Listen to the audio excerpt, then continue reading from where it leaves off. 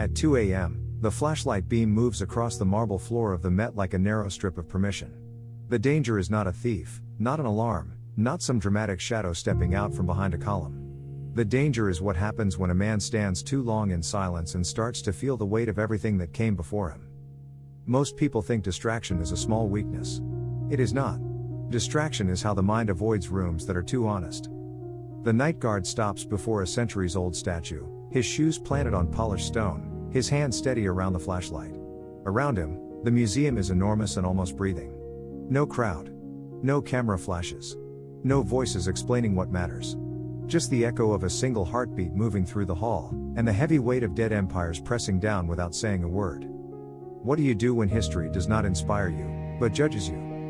Tonight, samurai discipline is not about becoming louder, tougher, or immune to feeling. It is about learning how to stay awake inside a silence most people would escape. The night guard is not a philosopher. He did not clock in tonight to wrestle with civilization. He came in through the staff entrance, nodded to the man at the desk, checked the radio, clipped the keys to his belt, and started his route the way he has started it 100 times before. Same polished floors. Same velvet ropes. Same signs asking people not to touch what has already outlived everyone who ever touched it. But at 2 a.m., the Met changes. During the day, the museum belongs to crowds. School groups. Tourists. Couples pretending to understand paintings. Donors with soft shoes and quiet money. People move fast from one masterpiece to another, turning history into a checklist. But after midnight, when the lights have lowered and the last visitor is gone, the building seems to take back its own body. The halls widen. The ceilings rise higher than they did before. A statue that looked decorative at noon begins to look like a witness. He stands in front of it longer than he needs to. The flashlight beam rests on the stone face, then slides down across the cracked shoulder, the carved folds of clothing, the base where a small label gives dates, empire, material, acquisition number. The label is clean, almost innocent. It makes collapse look organized. A kingdom lived, conquered, prayed, built, burned, buried its dead, and vanished. Now its remains stand behind a rope in New York City while a night guard with tired feet makes sure no one gets too close. That is the first confrontation. Not with danger. With scale. A person can handle noise. Noise gives you something to push against. A radio call, a drunk visitor, a broken sensor, a supervisor asking why you missed a checkpoint. Those things are ordinary. They have edges. They fit inside the working mind. But silence at this size does something else. It removes the excuses. The night guard can hear the smallest sounds now. The soft shift of his jacket when he breathes. The faint electrical hum somewhere high in the ceiling.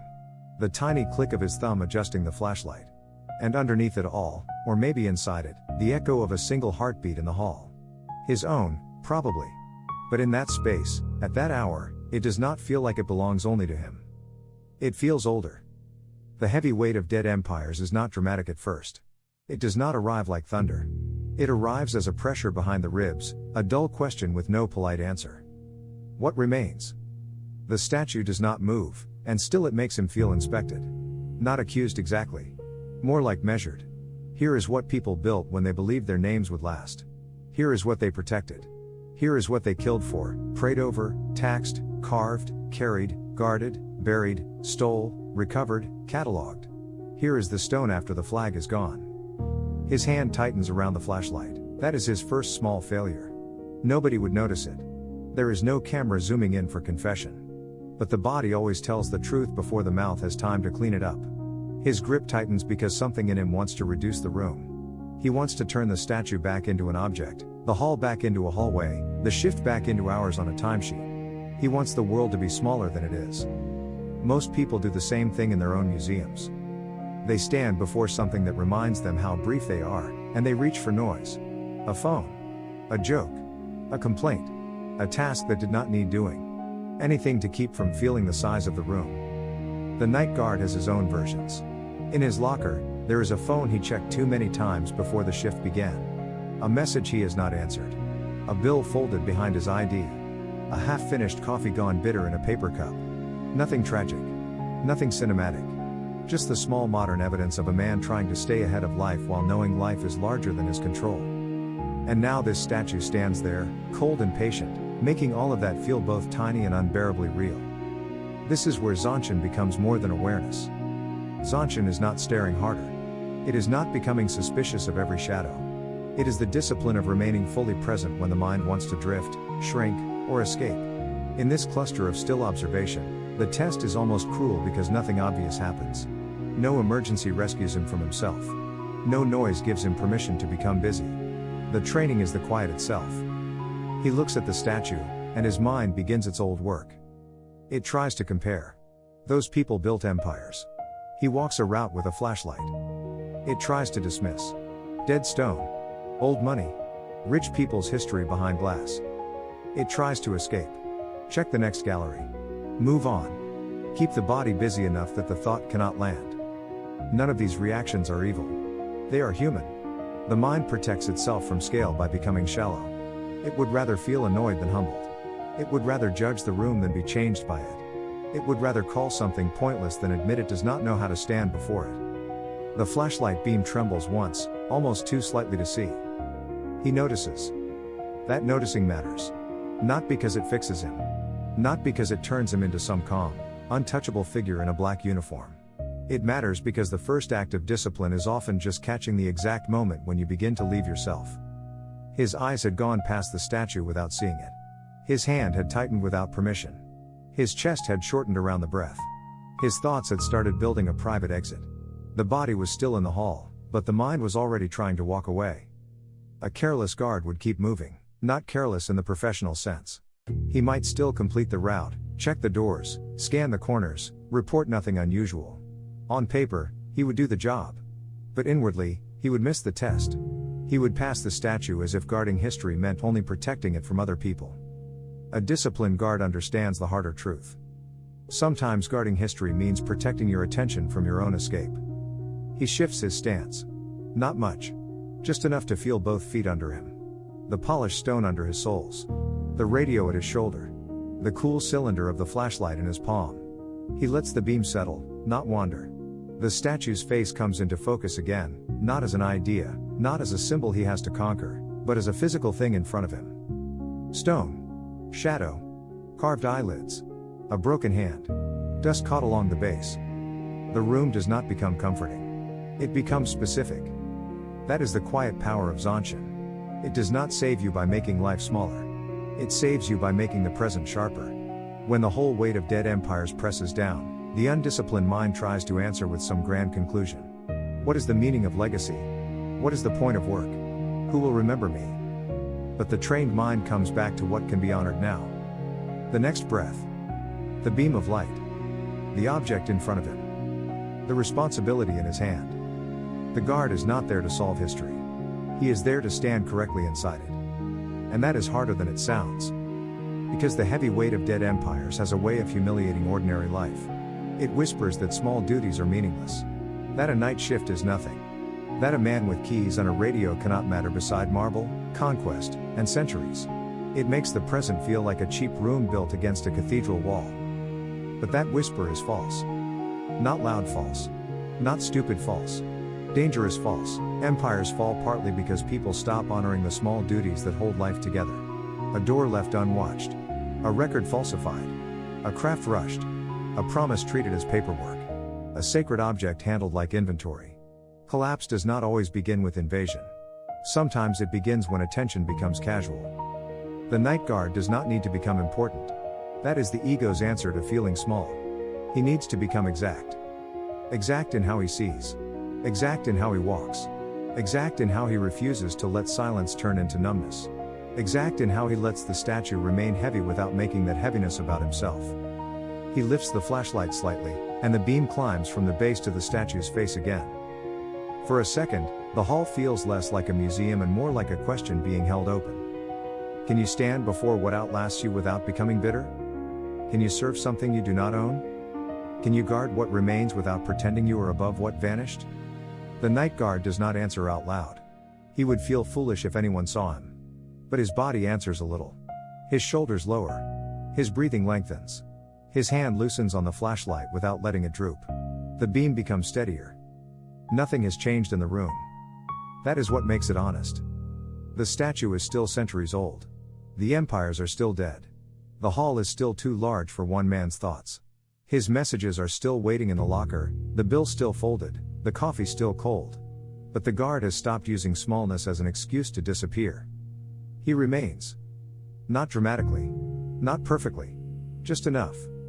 And at 2 a.m., in a museum emptied of applause, that is where the confrontation becomes training. Training begins before the room becomes comfortable. It begins while the flashlight is still cold in his palm, while the statue is still older than his name, while the hall still feels too large for one man to stand inside without looking for an exit.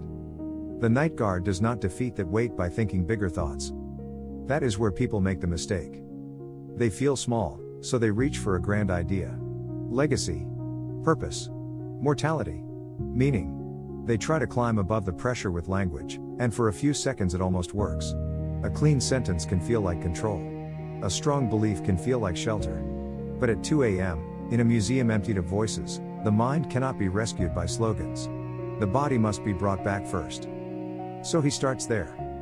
He lowers the flashlight beam from the statue's face to the floor in front of him. Not away from the statue. Just down enough to stop staring like a man trying to win a contest with stone. The cone of light lands on polished marble, catching a thin line of dust near the rope stand. That small movement matters. It takes the battle out of the empire and puts it back into the hand. His grip had tightened. He notices it. He loosens one finger at a time until the flashlight is held, not clenched. That is the first cut of training, release without dropping responsibility. A lot of people think calm means letting go of everything. It does not. The guard still has the light. He still has the route. He still has the duty. He simply stops squeezing the tool as if pressure can be crushed by force. The heavy weight of dead empires remains in the hall, but it no longer gets to travel directly into his hand. He breathes in through his nose, quietly enough that the radio does not shift on his shoulder. He lets the breath leave slower than it came in. Once. Then again. He does not perform breathing like a technique he learned from a video. He uses it the way a craftsman uses a level, to see what has tilted. His chest had been high. His throat had been tight. His thoughts had been running ahead into questions no guard can answer. The breath brings him back to the hour. 2 a.m. Not ancient war. Not vanished kings. Not his whole life measured against marble. 2 a.m. A hall. A statue. A flashlight beam. A man on duty. He names these things silently, not because naming is magic, but because the mind cannot be fully lost in abstraction while it is touching what is real. Marble floor. Rope line. Stone base. Exit sign. Left hand. Right foot. Light. Each word pins him closer to the present. Then he checks his stance.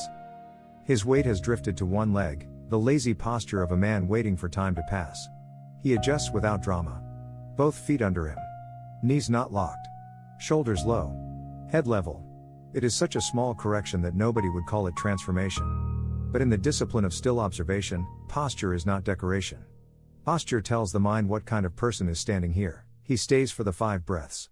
On the first breath, he only sees shape. On the second, he sees damage. On the third, he notices the shadow under the chin. On the fourth, he hears the faint echo of his heartbeat again, softer now, no longer filling the hall like a warning. On the fifth, the flashlight beam stops shaking. The ritual is not complicated. That is why it works. Pause the first escape. Loosen the hand without abandoning the tool. Name what is real. Set the body correctly. Shrink the duty to one visible act. Return the beam. Repeat. He will do it again in the next gallery, and again after that. Not because every object needs a ceremony, and not because he is trying to become mystical at work. He does it because attention leaks when nobody demands it. He does it because silence reveals the places where his mind is undisciplined. He does it because guarding history is not only a job done with keys and cameras. It is a way of proving that the present has not gone completely numb. The heavy weight of dead empires does not lift from the hall. It should not. Some weights are not meant to disappear.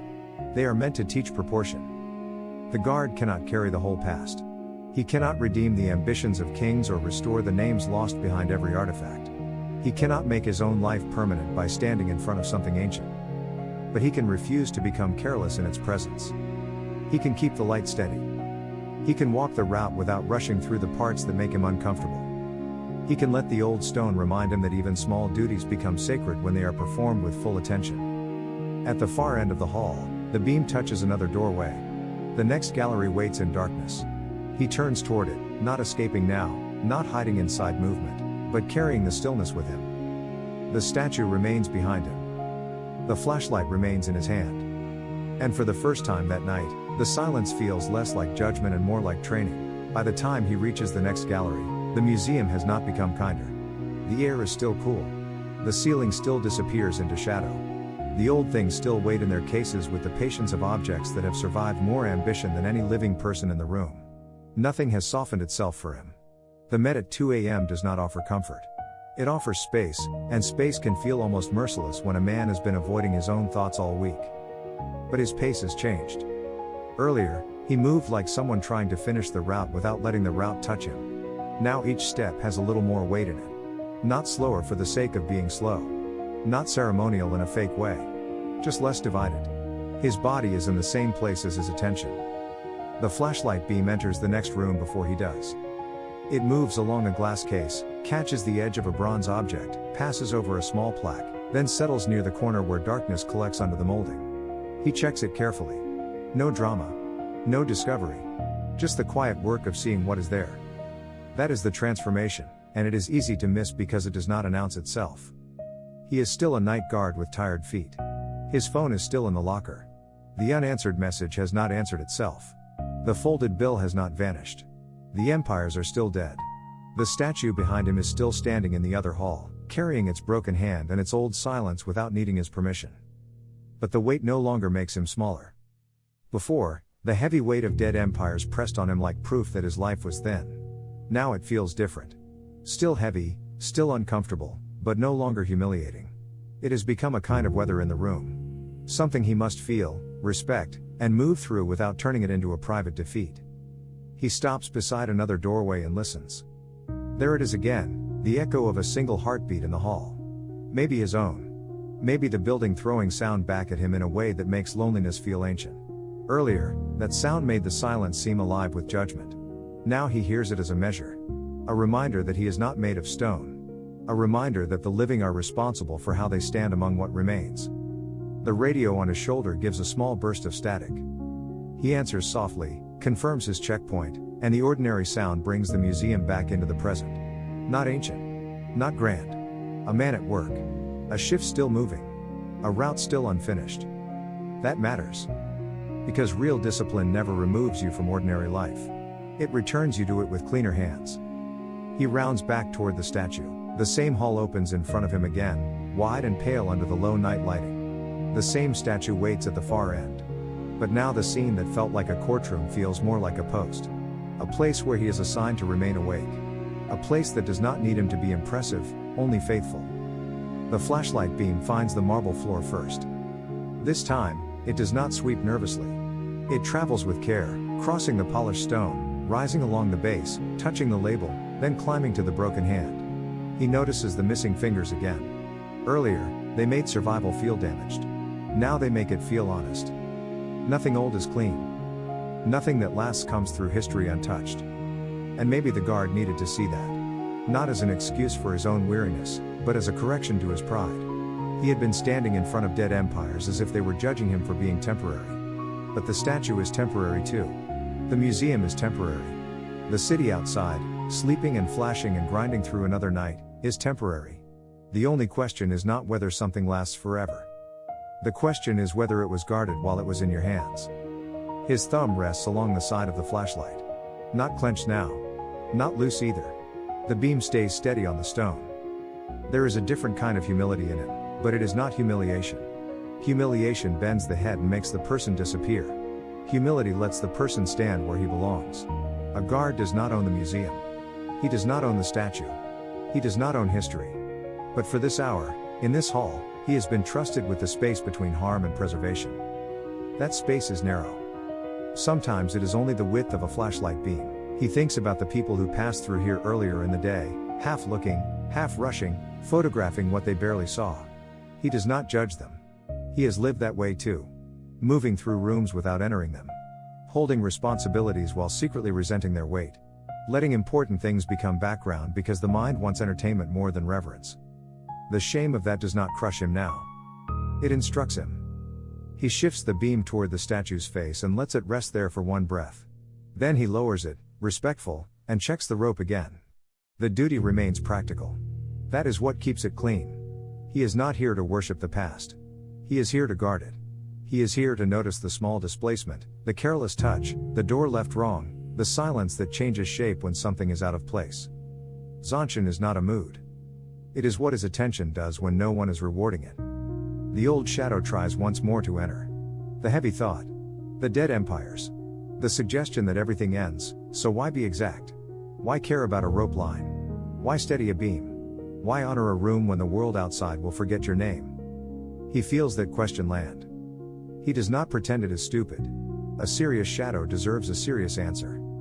So he gives it one. He stands correctly. That is all. Both feet under him. Breath quiet. Hand steady. Eyes open. The next visible duty done without resentment. The question does not disappear. It simply fails to command him. At 2 a.m., before a centuries-old statue, the night guard finally understands that guarding history is not about competing with the dead. It is about refusing to let their weight make the living careless. The flashlight beam moves on. And this time, the silence follows him like a discipline, not a threat. Most of us will never guard a centuries-old statue at 2 a.m. inside the Met. But we know that kind of silence. It finds you at the kitchen table after everyone has gone to bed. It waits in the office after the last email is sent. It sits beside you in the car when the engine is off and the streetlight is the only thing still keeping watch. That is where the wait arrives. Not always as dead empires. Sometimes it is a family name you do not want to disgrace. Sometimes it is a responsibility you quietly resent. Sometimes it is the feeling that your small duties do not matter because the world is too large, too old, too indifferent. But the night guard teaches a different answer. You do not have to defeat the weight. You have to stop letting it make you careless. Hold the flashlight beam steady. Name the room. Loosen the hand without dropping the duty. Take the next right step, even when no one is there to admire it. If this story stayed with you, subscribe and return when your own midnight haul gets too quiet. There will always be another room to guard, another small act that asks for your full attention, another moment when your character is measured without applause. The present moment becomes a blade only when attention gives it an edge. A slumped body invites escape. A rigid body invites pride. A grounded body invites attention. The flashlight beam lifts again, slowly, and touches the statue's broken hand. He holds it there. Not the face this time. The hand. Something about the missing fingers quiets him more than the carved eyes did. The damage makes the object less untouchable. It was carried through human hands, human greed, human carelessness, human rescue, human record keeping. It survived, but not untouched. Maybe nothing that lasts remains whole. His mind begins to move toward another large thought, but he stops it at the doorway. Not because the thought is wrong. Because it is too early. Training, in this room, means shrinking the battle until the next right act becomes visible. So he takes one step to the side and checks the rope line. He follows the beam along the barrier, looking at the brass post, the cord, the little gap where a careless visitor during the day might have leaned too close. He bends slightly, not enough to look theatrical, just enough to see whether the base has been disturbed. There is no problem. Still, the axe steadies him. The mind wanted to debate mortality. The body inspected the rope. That is how discipline saves a person from drowning in scale. It does not deny the ocean. It gives the hand an oar. He moves the beam to the label. He reads it again, slower than before. Not scanning for information this time, but honoring the fact that someone chose these words so strangers could meet what remained. The dates. The material. The place. The long-dead culture compressed into a few clean lines of museum text. He does not pretend the label can hold the whole truth. It cannot. But he lets it hold what it can. Then he looks back at the statue and keeps his eyes there for 5 full breaths. This is difficult in a way that sounds almost embarrassing. Standing still should be easy. Looking should be easy. But the modern mind is trained to escape any silence that does not entertain it. 5 breaths in front of one object can feel longer than an hour of scrolling through noise. The guard feels the pull. Check the watch. Move on. Think about the next gallery. Think about the message in the locker. Think about anything except this stone figure and the uncomfortable fact that attention is a form of respect.